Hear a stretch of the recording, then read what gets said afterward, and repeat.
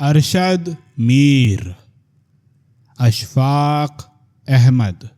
इस दुनिया विच सब तो आसान शे सब तो मुश्किल आंदी है। गुसल खाने विच नहांदे हुए हथों तल के साबिन नू फड़ना जिंदगी दा सब तो औखा कम है। खूना जहा डाही ई नहीं दंदा। अरशद मीर मैनू बड़ा ही हैरान कर दाए जदू ओ इस सड़े भले तते अग जमाने विच हासिया दे गुब्बारे ते टकचरां दे बुलबुले बना बना के सानू सुखियां करन दी कोशिश विच लगा रहांदा है। किसे नू खुश करना या सुखियां करना बड़ा ही औखा कम है। लोका ऐसा करके जंगा ते लामा दामड़ लाया क्यों जो औखियां करना ते खुदाई नू औख विच रखना आसान कम सी ते छेती हो जांद सी।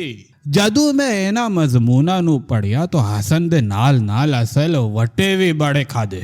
गद्दड़ नू मैं पहला भी जानो दो असी ते पसू नाल मेरी अगे भी यारी सी पर ऐनी डोंगी नहीं सी। इना मजमूना तो पूरा पूरा स्वाद लेन लई तहानो अपने अंदर ते कई गद्दड़ ते अपनी जात दे कई पशु भड़क के नाल बहाने पेंगे ते ओहाना नू अपने मुताले विच शामिल तफ्तीश करना पएगा। पंजाबी जबान विच ऐसी शरारती लख्त है तू पहला मेरी निगाह तू नहीं गुजरी। एक बारी मुड़ तू लेके आखिर तक एहा किताब आप पढ़ी फिर बानू नू सुनाई। आखिर असी दोवी इस नतीजे ते अपने भाई इस मुल्क विच हसन दाते खलियान मारन दाते सदर ममलिकत ना बनन दा हर एक नू पूरा पूरा इख्तियार है बशर्ते के ओह सदर ममलिकत बनन दी ख्वाहिश ना रखदा होवे।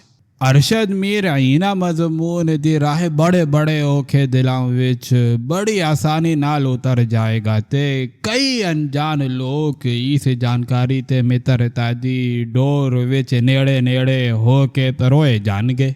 गोरे आहिंदे नी पई जेड़े बुखंदे नी ओह वाहड दे कदे नहीं ठीक होवेगा, सच होवेगा। पर मेरा तजर्बा यही है कि जेड़े वाड़े नहीं ओहना दी पब्लिक रेलिशिंग बड़ा ही कमज़ोर आहिंदी है। बंदा दंदी ना वेडे चौहंडी ते वेडे।